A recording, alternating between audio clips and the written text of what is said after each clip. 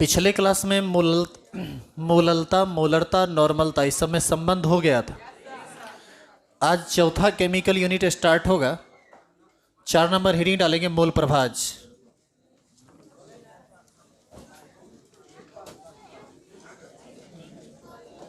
क्या हुआ? अच्छा देख लें। आज क्वेश्चन थोड़े बोले थे कराएंगे।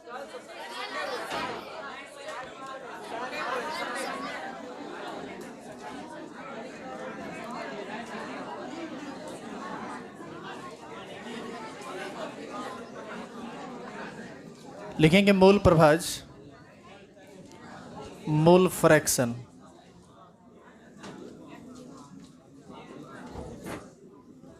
इसको इंडिकेट किया जाता है एक्स से।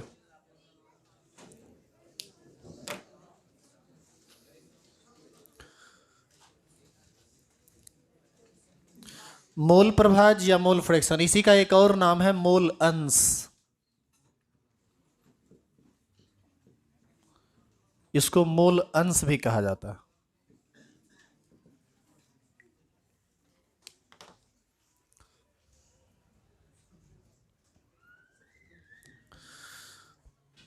पहले आप हेडिंग डाल दीजिए, परिभाषा लिख लीजिए, बाद में समझेंगे कि ये क्या है। लिखेंगे 1 मोल विलियन में उपस्थित 1 मोल विलियन में उपस्थित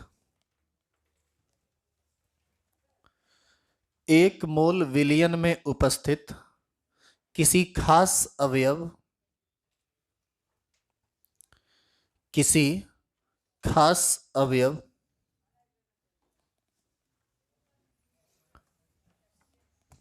ब्रैकेट में लिखेंगे विलय या विलायक।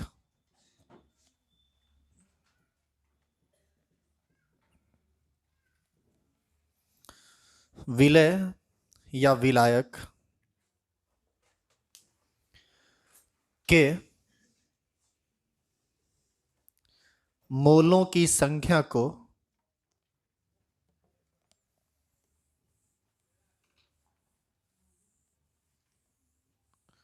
मोल प्रभाज कहते हैं।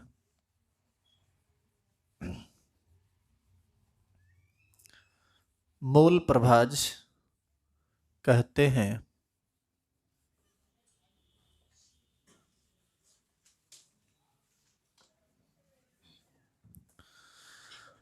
परिभाषा लिख चुके हैं आप? देखिए, परिभाषा से ये चीज आपको समझ में नहीं आएगा। आप थोड़ा प्रैक्टिकली फील कीजिए, समझ में तभी आएगा ये। मान लो आप कि हम एक बर्तन लेते हैं और इस बर्तन में 10 मोल जल लेते हैं, यानी 10 मोल H2O। तो वाटर हुआ ना ये सॉल्वेंट, और इसमें हम विलियन बनाना चाहते हैं। तो विलियन बनाना चाहते हैं तो मान लो हम 4 मोल इसमें मिला दिए यूरिया। खेत वगैरह में जो खाद दिया जाता है ना यूरिया, हम उसी यूरिया की बात कर रहे हैं। तो पानी में यूरिया घुल जाता है, बढ़िया से घुल जाता है। तो मान लीजिए कि 10 मोल जल में हम 4 मोल यूरिया मिलाए, तो यह एक विलियन का निर्माण करेगा ना। आप बताइए कि इस 10 मोल जल में जब 4 मोल यूरिया बना के हम एक विलियन बनाए, तो इसमें कुल मोल, इस विलियन का कुल मोल कितना होगा? 14। क्या इसमें किन्हीं को कोई दिक्कत है? आइए, तो यहां पर हुआ कुल मोल 14। अब आगे की बात सुनिए। अब आप इसको क्या कीजिए, बढ़िया से मिला दीजिए, हर जगह एक तरह से बिल्कुल यूनिफॉर्म तरीके से मिल जाए वो। अब आपको क्या करना है कि इस बर्तन से 1 मोल विलियन निकाल लीजिए, एक छोटे से बर्तन में। कितना मोल विलियन है? 1 मोल सॉल्यूशन है। अब जब तुम 1 मोल इससे निकाले हो, तो उस बर्तन में सिर्फ यूरिया जाएगा या सिर्फ जल जाएगा या दोनों जाएगा? दोनों जाएगा। दोनों जाएगा तो दोनों की कुछ ना कुछ मोल की संख्या होगी ना। इस 1 मोल विलियन में जितना मोल जल होगा वह कहलाएगा जल का मोल प्रभाज, और इस 1 मोल विलियन में जितना यूरिया होगा वह कहलाएगा यूरिया का मोल प्रभाज। इसीलिए आप परिभाषा में लिखे हैं कि 1 मोल विलयन में उपस्थित किसी खास अवयव, विलय या विलायक, यानी आप विलय का भी मूल प्रभाज निकाल सकते हैं, विलायक का भी मूल प्रभाज निकाल सकते हैं। 1 मोल विलयन में उपस्थित किसी खास अवयव, विलय या विलायक के मोलों की संख्या को मोल प्रभाज कहते हैं। अच्छा ये बताइए, 1 मोल विलयन में 2 मोल विलय हो सकता है? सवाल ही नहीं पैदा होता है, एक से तो कम ही होगा ना। तो हमको ये पता करना है कि ये तो हम कह दिए कि 1 मोल विलयन में जो यूरिया होगा वो यूरिया का मोल प्रभाज कहलाएगा, और 1 मोल विलयन में जो जल होगा वो जल का मोल प्रभाज कहलाएगा। लेकिन वो 1 मोल विलयन में यूरिया होगा कितना, ये निकालने के लिए तो समझेंगे ना। तो ये निकलेगा कैसे, देखिए कैसे निकलेगा। टोटल कितना मोल है ये? 14 मोल। टोटल 14 मोल में यूरिया कितना है, सो बताइए। तो 14 में 4 मोल यूरिया है, तो 1 में कितना होगा? 4/14। इसका सीधा मतलब है यूरिया का मोल प्रभाज होगा 4/14, क्योंकि 1 मोल विलियन में 4/14 मोल यूरिया आया, और 1 मोल विलियन में जितना मोल है वही उसका मोल प्रभाज है। यानी हम कह सकते हैं इस विलियन के लिए कि इस स्थिति में मोल फ्रैक्शन ऑफ यूरिया ये होगा 4/14। अब हम निकालेंगे mole fraction of water H2O। Total कितना मोल है? 14। 14 मोल में 10 मोल जल है, तो 14 मोल में 10 मोल है। आपको कितना में चाहिए? 1 मोल में। तो कितना होगा? 10/14। तो यहां से ये आंसर आ जाएगा 10/14। जो भी गुना भाग आएगा वो आप समझ लीजिए, उसके लिए आप ज़्यादा टेंशन नहीं है। लेकिन एक चीज़ गौर कीजिए, आप 4/14 प्लस 10/14 करेंगे तो 1 आएगा मान, नहीं आएगा। इसका साफ मतलब है कि विलय का मोल प्रभाज प्लस विलायक का मोल प्रभाज, इस दोनों का योग हमेशा कितना के बराबर होगा? 1 के बराबर होगा। तो ऐसी स्थिति में किसी एक का मोल प्रभाज यदि आपको पता चल गया तो आप दूसरे का मोल प्रभाज भी ज्ञात कर सकते हैं। अब देखिए, ये हुआ इसका कंसेप्चुअल बात। अब थोड़ा हम आपको एक ट्रिक बता देते हैं, जिस ट्रिक को समझकर आप कभी भी मोल प्रभाज निकालने में गलती नहीं करेंगे। सबसे पहले ये बताओ, इसको पढ़ेंगे कौन चीज, इस चीज को? Mole fraction of urea. इसको क्या पढ़ेंगे? मोल फ्रैक्शन ऑफ वाटर या H2O। यूरिया का मोल प्रभाज, जल का मोल प्रभाज हिंदी में। अब ट्रिक सुनिए कैसे निकालेंगे। देखो, जिसका भी मोल प्रभाज निकालना हो, पहले तो तुमको विलियन देगा, तो कितना मोल विलय है, कितना मोल विलायक है, ये सब तो तुमको देगा ही ना। तो जिसका भी तुमसे मोल प्रभाज पूछेगा, क्या करना है कि विलियन में देख लीजिए कि वो टोटल कितना मोल है। जैसे यूरिया कितना मोल है? 4, और हमको मान लो यूरिया का मोल प्रभाज पूछ दिया, तो जिसका मोल प्रभाज पूछ रहा है उसको आप उसके मोल को ऊपर लिख दीजिए और टोटल मोल को नीचे लिख दीजिए। जैसे देखिए, यूरिया का मोल प्रभाज 4, यूरिया का मोल है 4 और टोटल मोल कितना है? 14, 4/14। जल का मोल प्रभाज 10/14। दुए को चीजें हैं, तो ये एक बाइनरी सॉल्यूशन है जिसमें केवल एक सॉल्यूट है और एक सॉल्वेंट है। अब आप एक ट्राइनरी सॉल्यूशन के बारे में सोचिए। हालांकि ये आपका सिलेबस नहीं है, लेकिन साइंस आपके सिलेबस तक तो नहीं है ना, उससे आगे भी है ना। हम कुछ बात बस ऐसे ही समझा देते हैं जो आपको आगे जरूरत पड़ेगा कभी। जैसे मान लीजिए कि 1 मोल है A, 3 मोल है B और 4 मोल है C। आपसे पूछेगा मोल फ्रैक्शन ऑफ A कितना होगा, मोल फ्रैक्शन ऑफ B कितना होगा, मोल फ्रैक्शन ऑफ C कितना होगा। तो कुछ नहीं करना है, जिसका मोल प्रभाज निकालना है उसके मोल को ऊपर रखिए और टोटल मोल को नीचे रखिए। ये हो जाएगा 1/1 + 3 + 4 8। ये 1/8, 3/8, 4/8। तो यही ट्रिक है कि जिसका मोल प्रभाज निकालना है उसके मोल को ऊपर और टोटल मोल को नीचे। और जब आप सब का मोल प्रभाज जोड़िएगा तो वो हमेशा 1 के बराबर आएगा, क्योंकि एक ही मोल का वो कंपोजिशन है कि ये इतना, ये इतना, ये इतना है। आई बात समझ में? उतारिए एग्जाम्पल, यहां से उतारना है।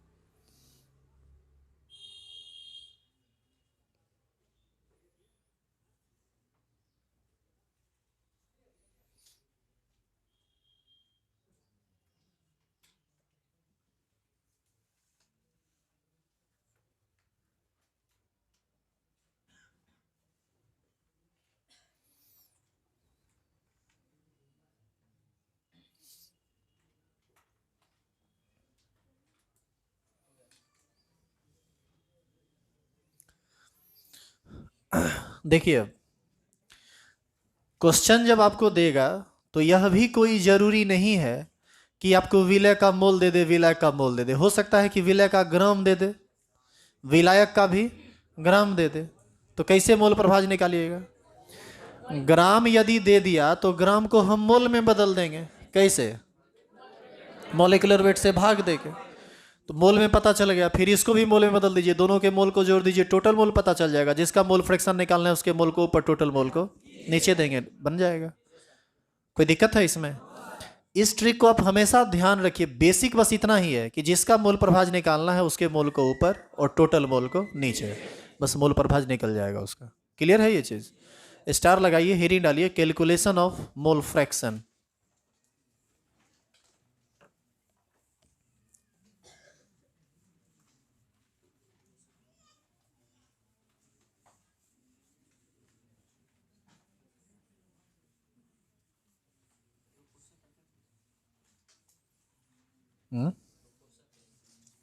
थोड़ा सा वेट कीजिए।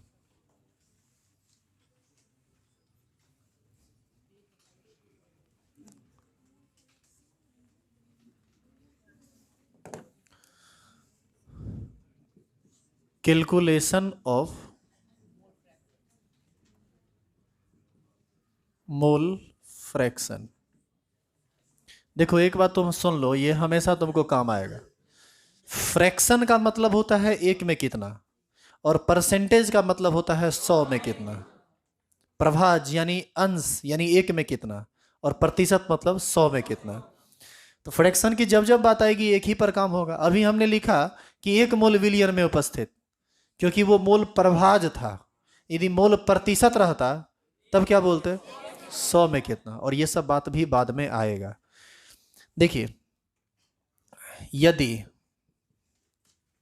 लिखिए साथ ही साथ लिखिए, यदि विलय के मोल की संख्या मान लो स्मॉल n है, और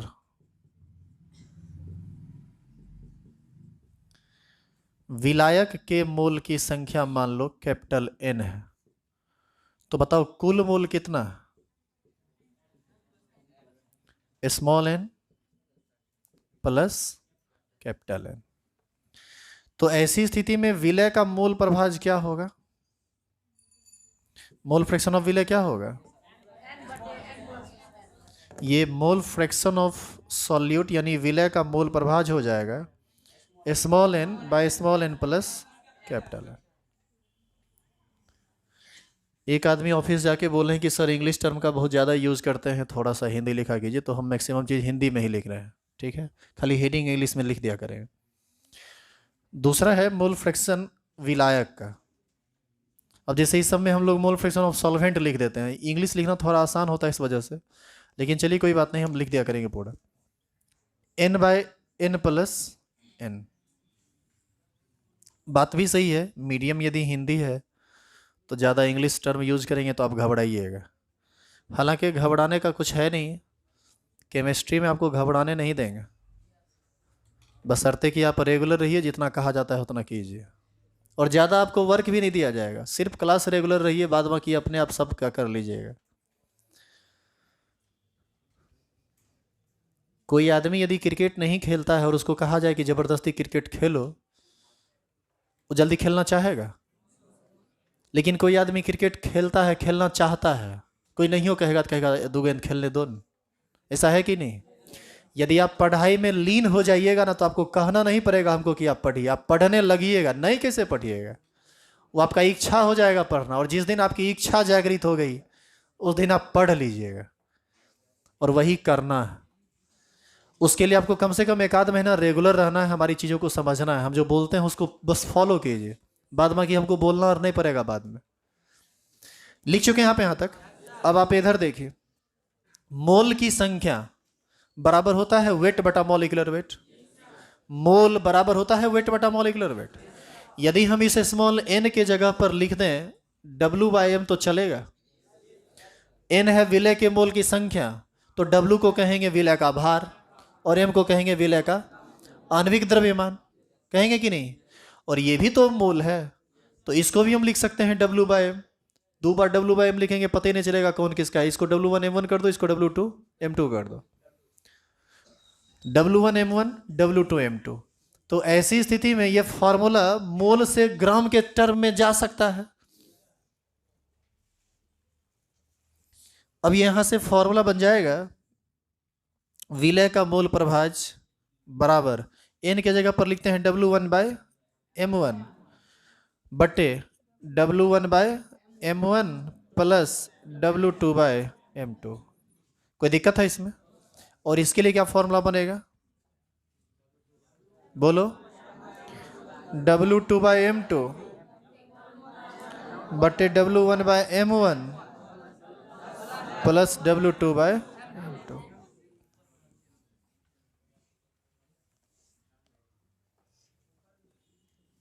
क्या हुआ? ऊपर में क्या बोल रहे हैं? कुछ दिक्कत है क्या? ठीक है तो है। कुल मोल तो n प्लस n ही तो है।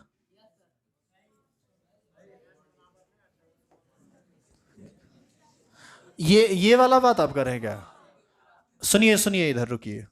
ये जो W1/m1 हम लिखे, हम तो आपको सिर्फ समझाने के लिए ना लिखे कि आप n के जगह पर ये बात भी लिख सकते हैं, तो उसको फिर से उतारने की जरूरत नहीं है। आप यहां तक पहुंचिए और इसके ठीक नीचे ये सब बात लिखिए।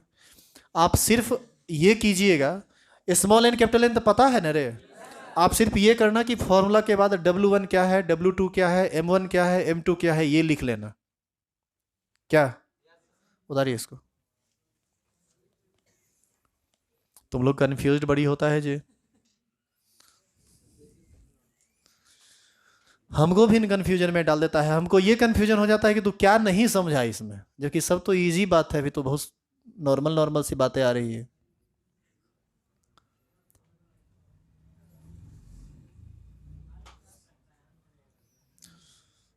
तुम यदि खाली जोड़ घटाओ गुना भाग सीख के आया होगा, हंसो मत, तो केमिस्ट्री हम सिखा देंगे। भाग सबको आता है? अब ये को भाग दें तो हमको लगता है 80% आदमी गलत बनाएंगे। ठीक है, चेक हो जाएगा किसी दिन।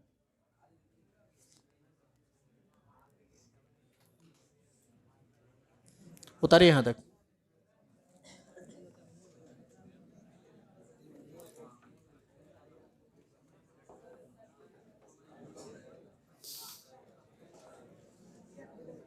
हो गया क्या?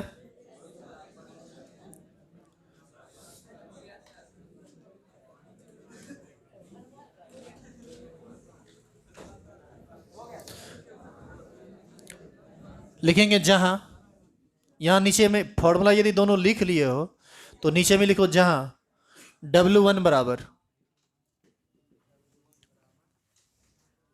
जहां W1 बराबर विलय का भार ग्राम में,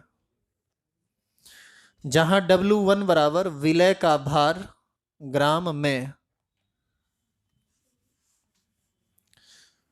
नीचे लिखो W2 बराबर विलायक का भार ग्राम में।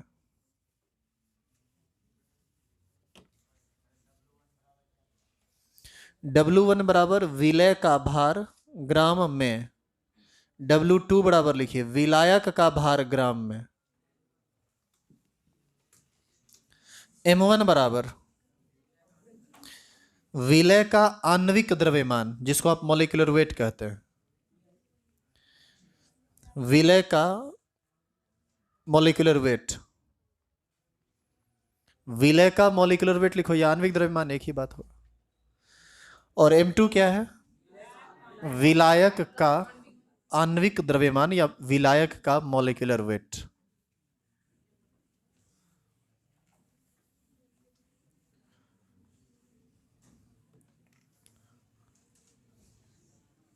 लिख लिया सभी लोग? पीछे वाला पेज पलटो तो, पीछे वाला नहीं, एकदम सबसे पीछे वाला, एगो भाग देते हैं बनाने के लिए। पलटो, जल्दी पलटो। आपको मात्र, सुनिए, आपको मात्र 10 सेकंड का टाइम दिया जाएगा भाग बनाने के लिए, एकदम हल्का भाग है। अच्छा ये बताओ, इस भाग को बनाने में क्या 10 सेकंड से ज्यादा चाहिए आपको? इसके लिए 2 सेकंड। देखो बनाना हम शुरू करते हैं, कितना सेकंड लगेगा देखो। 3 सेकंड से ज्यादा नहीं ना लगा।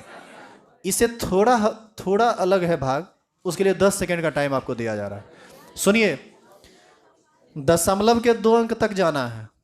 ये तो पूरा कट गया ना, और जिसका जो भी आंसर आए कोई बोलेगा नहीं, बस हम जो बोलेंगे उसका इंतजार करेगा। कोई बोलेगा तो पीटेंगे नीचे उतर के।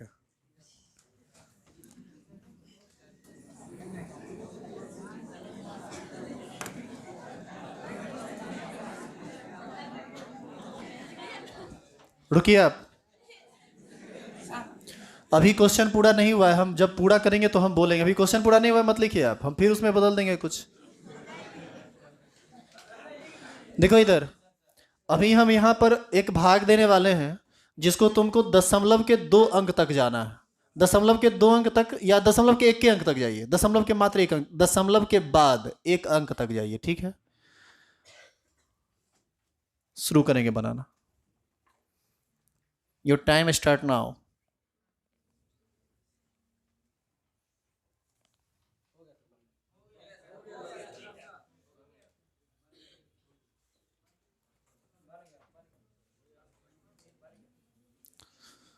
Over time. आप बंद कीजिए बनाना। आप अभी तक भाग बना रहा है रे, छुट्टा पागल का।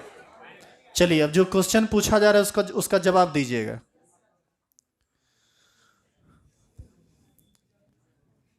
इसका आंसर 8.8। जितने लोगों को आया है सभी लोग गलत हैं, और कितने लोग ऐसे हैं जिनका आंसर 80.8 आया है? बस इतने आदमी सही है। अब तो देख लो कि तुमको भाग आता है कि नहीं। तुमको बोला गया था ना कि तुमको भाग नहीं आता है।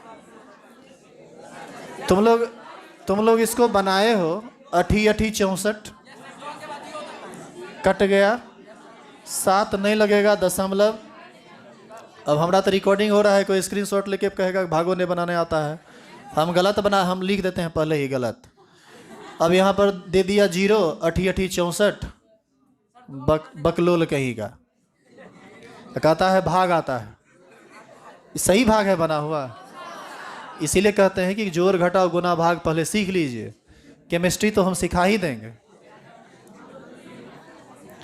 और सोच लो, यहाँ हमको लगता है कि 250 प्लस आदमी बैठे हुए हैं, मात्र 5 आदमी का सही है, 5 या 6 आदमी का। आपको बोले थे कि 90% लोगों को भाग नहीं आता है, हम गलत थे ना। 98% लोगों को भाग नहीं आता है।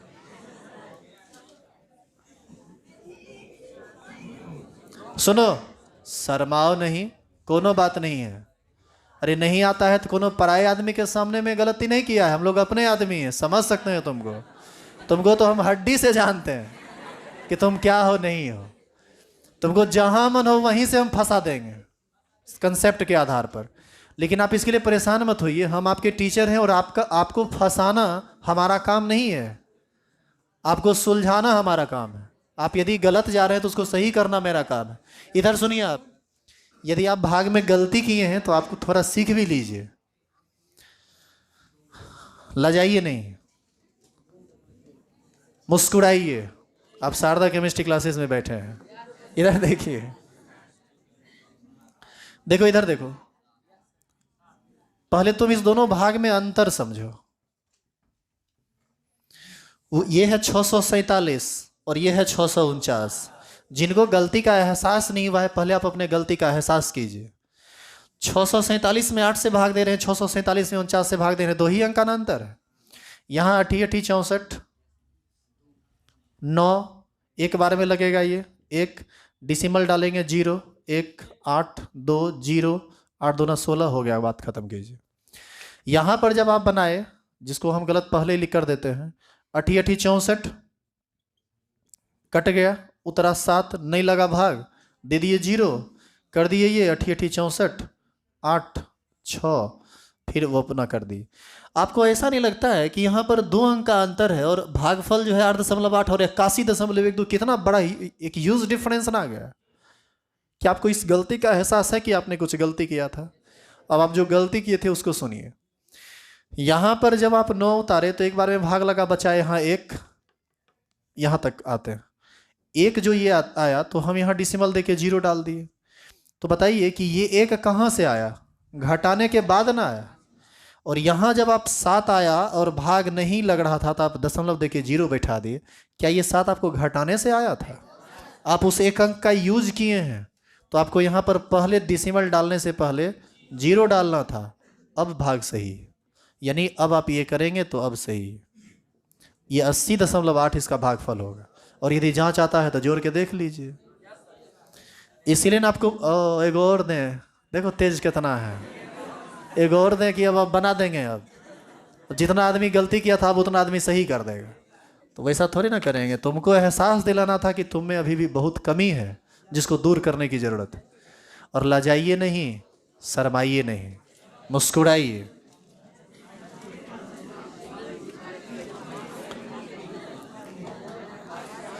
मुस्कुराइए कि आपको भाग भी नहीं आता है। किस पर मुस्कुराना है? खुद पे।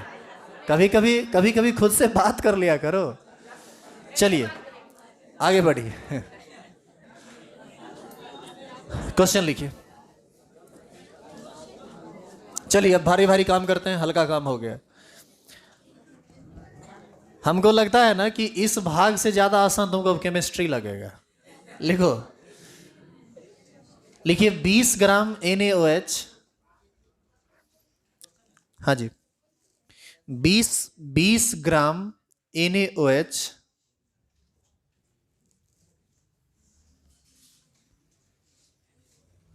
180 ग्राम जल में उपस्थित है।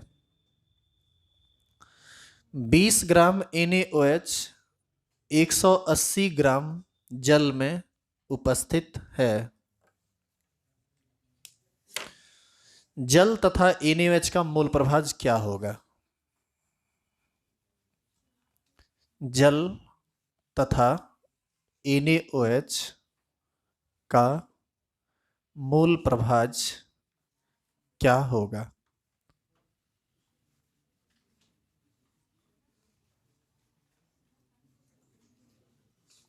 ये क्वेश्चन हम बना देते हैं, आप असाइनमेंट से तो बनाइएगा ही, आप बन जाना तो चाहिए। NaOH कितना ग्राम है बाबू? 20 ग्राम। इसको मोल में बदल दोगे? 20/40 यानी 1/2 मोल। बोलिए जी।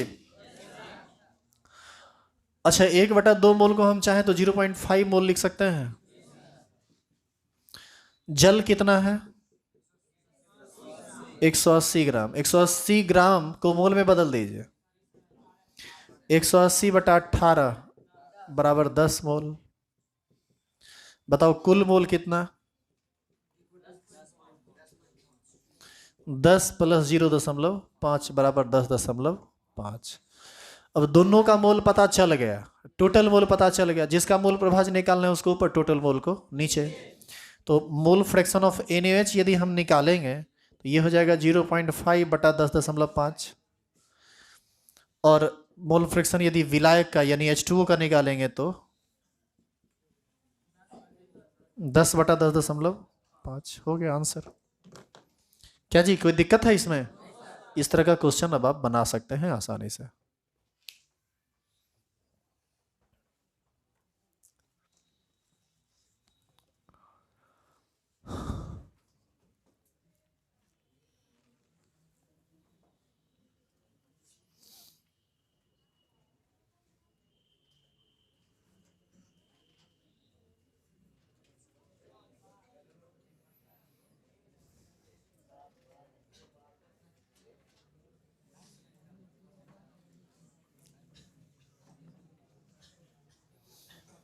स्टार लगाइए, हेडिंग डालिए।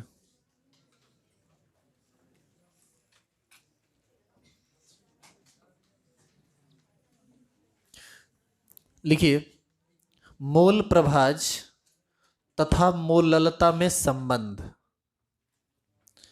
मोल प्रभाज तथा मोललता में संबंध।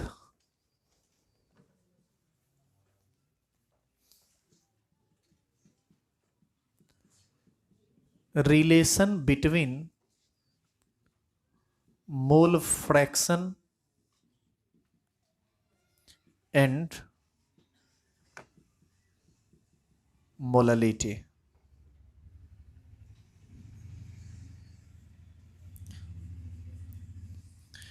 Relation between mole fraction and molality.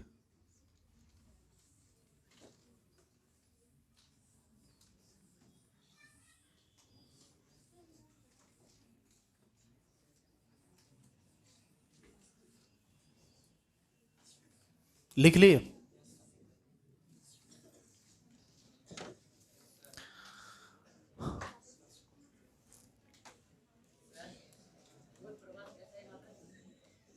क्या हुआ? मोल प्रभाज अपने आप में एक मात्रक है, समझे?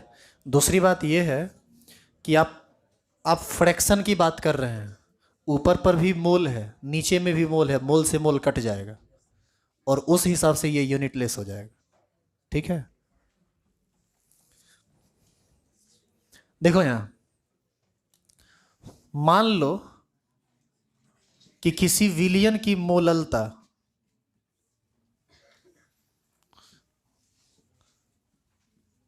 स्मॉल m है। किसी विलियन की मोललता कितनी है? स्मॉल है। अब जो क्वेश्चन पूछते हैं उसका जवाब दीजिएगा। यदि किसी विलियन की मोललता 2 है तो हम कह सकते हैं कि इस विलियन में 1 केजी विलायक में 2 मोल विलय होगा, हाँ या ना? यदि मोललता 5 रहे तो 1 केजी विलायक में 5 मोल विलय। यदि मोललता m रहे तो 1 केजी विलायक में m मोल विलय होगा, हाँ या ना? इसका मतलब यदि मोललता m है तो विलय के मोल की संख्या m और विलायक का भार 1 केजी होगा कि नहीं? साथ साथ लिखिए।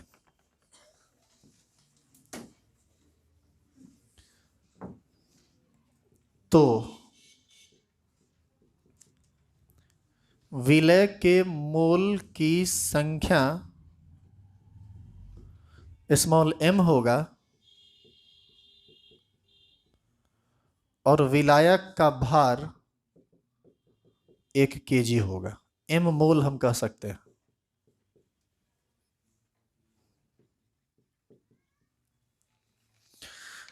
यदि मोललता स्मॉल m है तो यह बात हो सकता है ना जी?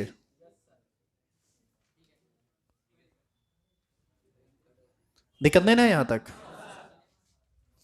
सुनिए, अब 1 केजी को हम चाहें तो 1000 ग्राम लिख सकते हैं और हम चाहें तो ग्राम को मोल में बदल सकते हैं। कैसे?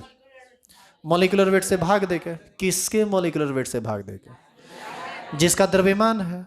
1000 ग्राम विलायक का न भार है, तो इसी को हम चाहें तो लिख सकते हैं 1000 बटा m मोल। लेकिन यहां पर ये m क्या है?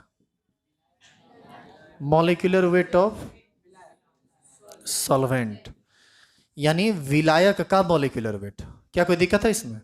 अब देखो, विलय का मोल स्मॉल m, विलायक का मोल 1000 बटा m, तो कुल मोल कितना? नहीं समझा जी? विलय का मोल स्मॉल एम, विलायक का मोल 1000/m, तो कुल मोल कितना? Small m plus 1000/m।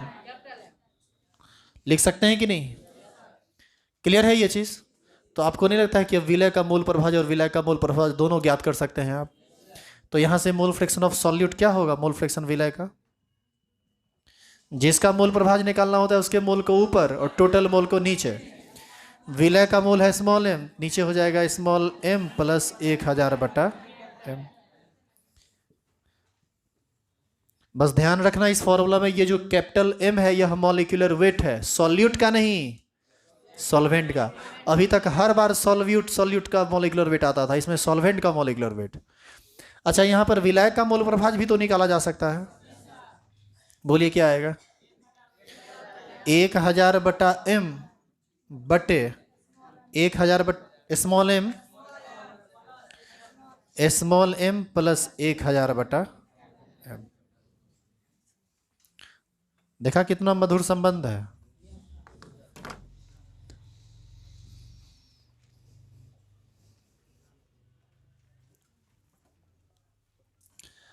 Theory आज खत्म नहीं हो पाया है, कल आप लोगों का क्लास है और कल भी थ्योरी का ही क्लास है।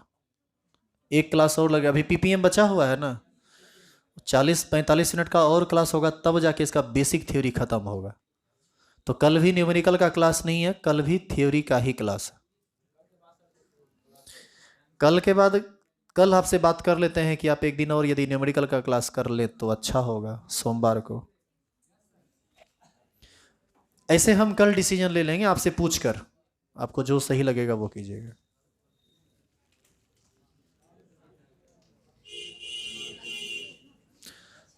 दूसरा एक और बात है, न्यूमेरिकल को हल्का में लेने का प्रयास मत कीजिएगा, सीरियसली न्यूमेरिकल बनाइएगा। न्यूमेरिकल नहीं बनाओगे तुम्हारा थ्योरी कभी भी क्लियर नहीं होगा। लिख लिए यहां तक? कॉपी बंद कर लिया क्या? अरे अभी बहुत बात बचा हुआ है, देखो इधर। अब तुम्हारा जो सिलेबस है उसमें जितना विलियन है ना, उसमें 95% विलियन में विलायक का काम जल करता है। क्वेश्चन में यदि विलियन दिया हुआ है और विलायक का कोई चर्चा नहीं हुआ है तो आप तुरंत समझ लीजिए वहां कि विलायक जल है। या तो कह दिया कि जलीय विलियन है, तब तो वहां पर विलायक जल है ही।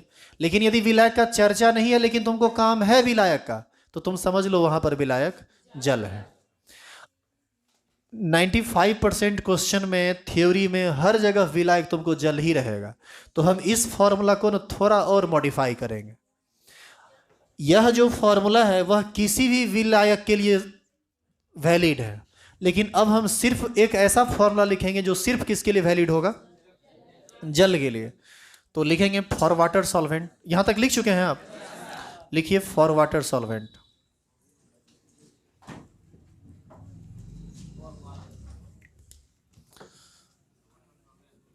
फॉर वाटर सॉल्वेंट मतलब जब विलाय के रूप में जल रहे। तो हिंदी में लिखना भी ज्यादा पड़ता है, इंग्लिश में कम में काम चल जाता है,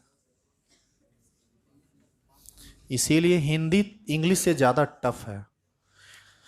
वाटर सॉल्वेंट की जब हम बात करते हैं तो इसका मॉलिक्यूलर फॉर्मूला क्या होता है? H2O। इसका मॉलिक्यूलर वेट, एक बात और जान लो, 1000 में जब तुम 18 से भाग दोगे, वैसे तो तुमको भाग आता है, निकाल लोगे, ये 55.5 आएगा। 1000 में 18 से भाग दोगे ना तो 55.5 आएगा। मजाक में नहीं, तुमको भाग आता है, ऐसा नहीं कि नहीं आता है, तो फंस गया एक अलग बात है।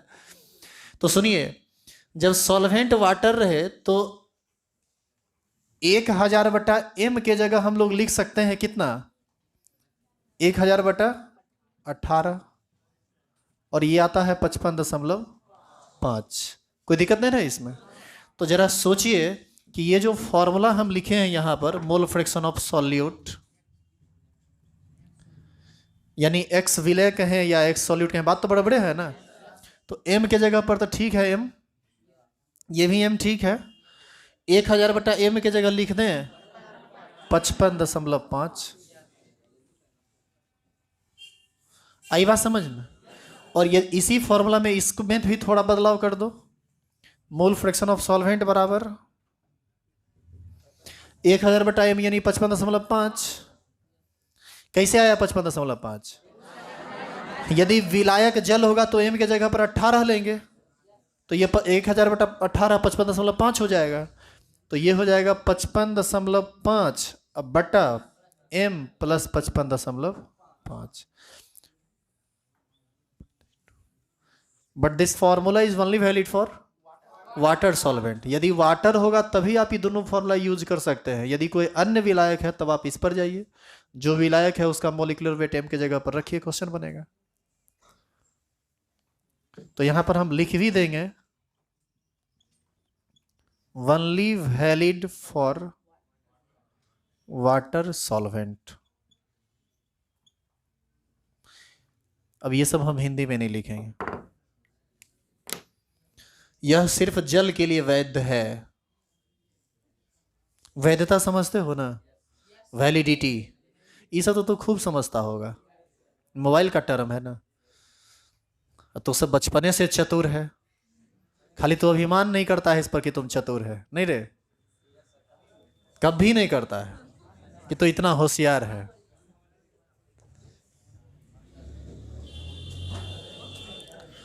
यहां तक पहुंच गए तो हेडिंग डाल के छोड़िए।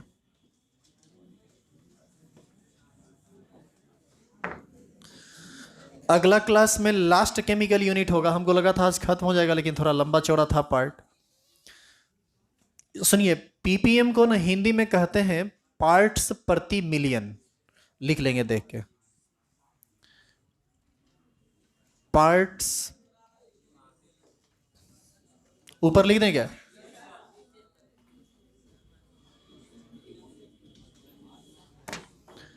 ये 5वां नंबर, पार्ट्स प्रति मिलियन। इसको इंग्लिश में बोलते हैं पार्ट्स पर मिलियन। मिलियन क्या है पता है? दर्जन क्या है?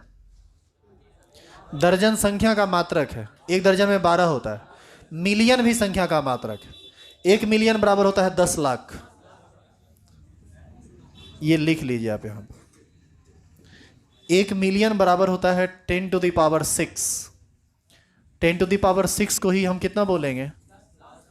10 लाख। पीपीएम मात्रक का उपयोग वहां होता है जहां पर सॉल्यूशन में सॉल्यूट की मात्रा बहुत ही कम होती है। जैसे आप सब लोग सुबह में ब्रश करते हैं, कभी कॉलगेट पर 6 ppm फ्लोरीन, 9 ppm फ्लोरीन लिखा हुआ देखे हैं? नहीं देखे हैं यदि, तो कल घर से देख के आइएगा। जो कॉलगेट आप करते हैं, चाहे जो भी कॉलगेट हो, सब में फ्लोरीन रहता है और बहुत कम मात्रा में रहता है। इसके बारे में कुछ इंटरेस्टिंग बात आपको हम कल बताएंगे। कॉलगेट पर देख के आइएगा तो कहीं लिखा हुआ है 6 ppm फ्लोरीन या 7 ppm फ्लोरीन या 9 ppm फ्लोरीन। कल थ्योरी होगा, कल लास्ट क्लास है थ्योरी का, सेम टाइम में 8 से 9।